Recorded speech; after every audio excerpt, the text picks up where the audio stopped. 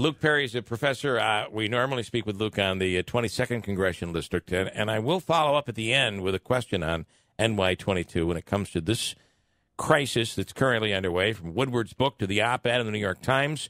Luke Perry, my first question is, have we ever seen anything like this before through the history of the country? I don't think so. In modern times, I can't think of identical example. I mean, there are some parallels, perhaps, obviously, to the Nixon era and some of the things that transpired there in regarding his administration and his behavior in the media and these types of things. But it's certainly extraordinary. Okay, so are we in the midst of a constitutional crisis when, if this op-ed is true, that there is a secondary government in the executive branch that's operating the country when it comes to policy, when it comes to our military, and they're doing this all behind the person in charge, and that is the President of the United States? Is that in itself a constitutional crisis? It's certainly, if this is accurate, not how our government was designed to work, nor typically works. So we're pretty close in some ways, I think. And, the idea of the constitutional crisis for me has to deal with a constitutional question and who has power. And I don't think that's in dispute. Donald Trump still has the most power in the U.S. government in terms of any individual office. But I think what your question gets at is you've got competing factions within his own administration who supposedly are clandestinely trying to move the country in a different direction. So though it might not at this point invoke the Constitution directly, that type of dynamic is something that you typically see in less stable political systems and generally is not a good thing. So, and what if it's true? What is it saying about this president? Well, the whole thing is hard to process. I think the anonymity and the way in which this came out is really kind of confusing to me because I don't understand what the larger point is. Yeah. Right? So political behavior is largely about power, and you're trying to figure out how people are exercising power and to what end. So if the author of the op-ed was trying to reassure the United States, that's not working. No, right? it's kind of having the opposite, having the opposite effect. Yeah. Well, part of the narrative was, hey, there's adults in the room. That's kind of the common phrase among Trump critics to decide whether, if you're working for Trump, you should keep doing that or if you should resign in principle and speak out against him. So that's where the reassurance perhaps comes. But obviously it's not reassuring. It's created a whole lot of controversy and a lot of introspection from the president and the administration about who said this and why.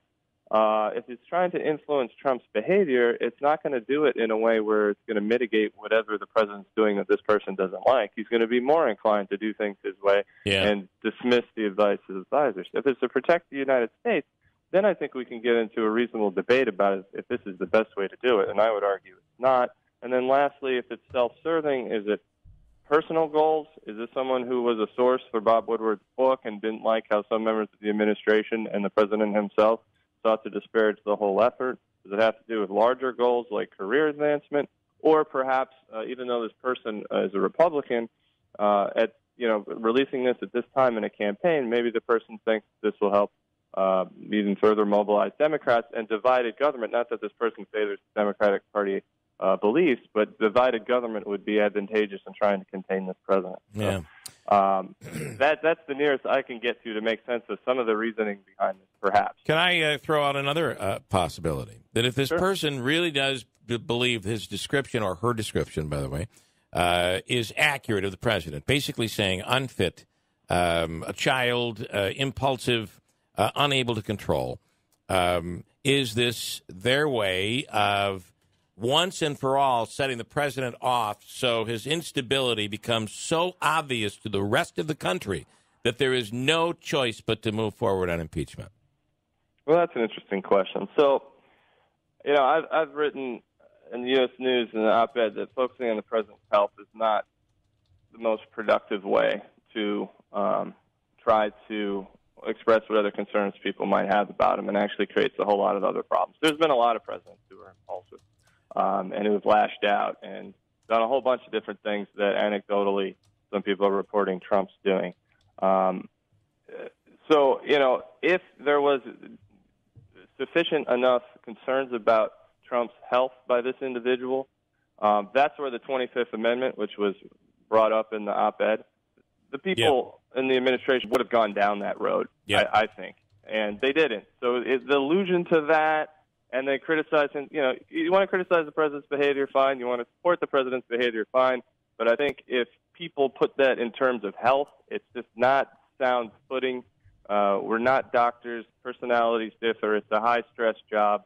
Again, I'm not defending anybody's behavior, but that's not the best mode to express one's concern about what the president is doing. This is one of my you're going down a road where I wanted to go down. So let's do that. 25th Amendment. Of course, really kind of clear, and correct me if I'm wrong. I'm speaking to a professor, and I'm more of a student than anything else. So my interpretation is that the 25th Amendment was basically put in place to formalize, so we knew what to do, because after Kennedy's assassination, Johnson became president. But we didn't have a vice president. We needed to formalize, but there are elements of the 25th. And it works its way down to the fourth part, which would basically look at the mental health, maybe, of the president. But that is so ambiguous. Can you talk about that? Sure. So constitutional law is not my expertise. Obviously, I have familiarity with the U.S. Constitution. I think what you said is basically correct. There's this idea that if the president has a medical condition that makes it unable for him or her to serve, then the majority of cabinet members can indicate that in writing, temporarily turning power over to the vice president. Now, it didn't, as I understand it, envision mental health so much as physical health, right? The president's in a horrible car accident or gets a heart attack and isn't able to transfer power himself or herself to the vice president. The idea was to have the people, the top advisors, cabinets, executive department secretaries in the cabinet be able to transfer that power. So it's not something that we see a lot, and I would even say it's not something that we have seen in this way in terms of the president, which seems to be sort of concerned about his behavior, which may or may not have to actually do with his health. And the 25th Amendment really was specifically, I believe, was specifically referring to if a president were shot, were still alive, but there was no or limited brain function. This is a completely different road. So with that said, wouldn't it be, if you really wanted to create a constitutional crisis that would warrant the removal of a president, wouldn't the policy, wouldn't behavior in terms of it was referenced to his behavior in front of Vladimir Putin was referenced in this op-ed. Wouldn't the Mueller investigation be a far better road to go down?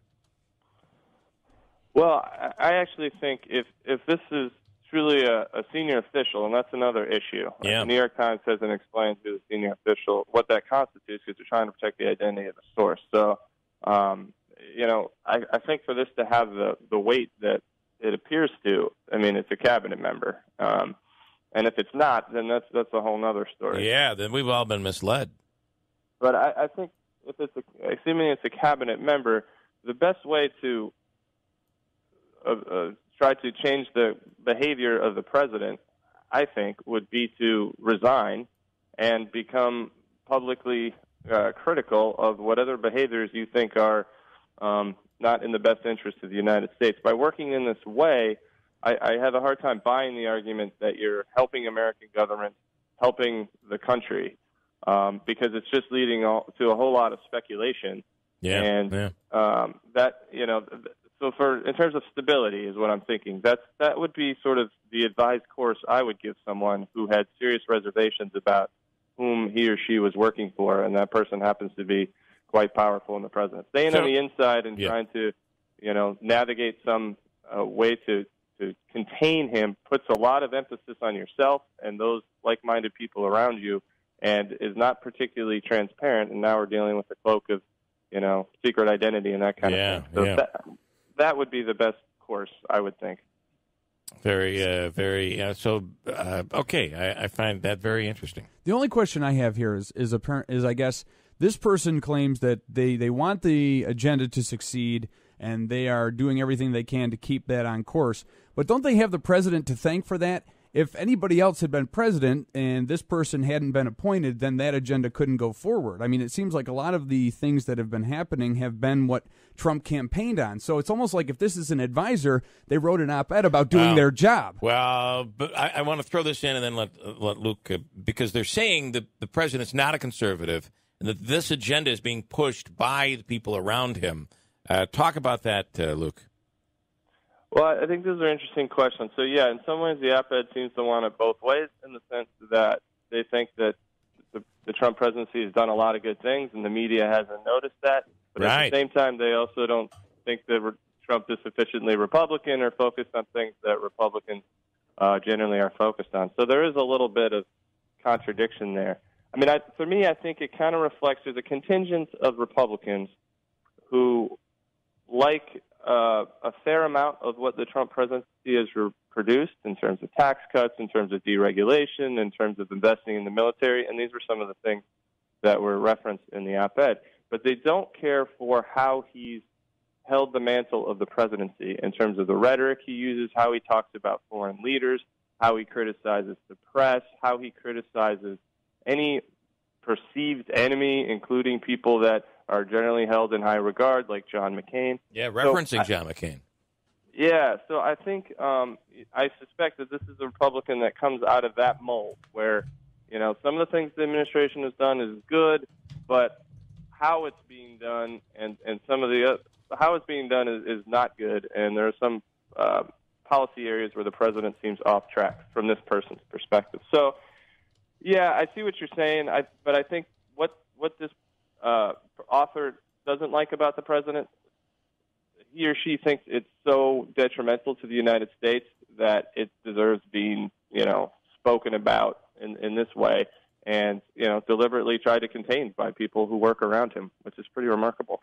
What about the anonymity? And is it because listen, this president, like no other president, will go out and just attack the person, discredit the person to the point where you don't know if this person has any credibility at all, or maybe they're that's just the way through Twitter and other means that the president's able to win these arguments that keep popping up. You earlier talked about how what the real importance would be is to stand up, put your name out there, and criticize the administration. But what if they felt that they would that they couldn't do that credibly with the way this president reacts? That's an interesting question. I mean, yes, my inclination is that if you're going to stand up for something that you believe so strongly that you're going to go to a major newspaper as a cabinet member, a senior official, and write these things, you should be able to put your name next to it. Now, that being said, I have to say some of my colleagues in political science think more people should resign on principle in the Trump administration, and I'm pretty empathetic about that. It's a lot to ask somebody to resign just because they disagree with their boss. We all have bosses. We all have disagreements at times. We don't usually resign.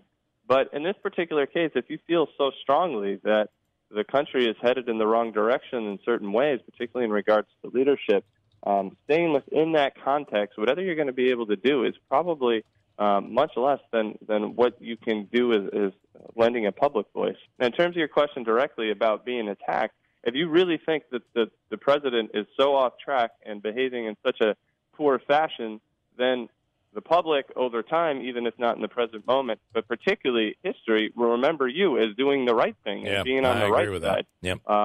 So that seems to be the best way to make sense of that. Finally, and even if you get criticized, that's the type of criticism you want if you think this person is so bad. I know you have to go. It's a big school day today. But quickly, how does this affect the 22nd race, congressional race? I don't know how much it will. Recent polling shows that 51% of constituents view the president favorably, compared to 44% who do not. This is better for the president than the rest of upstate New York and his approval rating nationally. So there's the possibility that as this sinks in and we learn more, and I think we're going to learn the identity of this person eventually. I'm not saying it's going to happen soon, but it's going to be hard to keep that secret. I think once people learn more, there's a possibility that it might impact their perceptions. Like if it's somebody like Jim Mattis, and I'm not at all suggesting it is, he tends to be the most widely respected member in the Trump administration.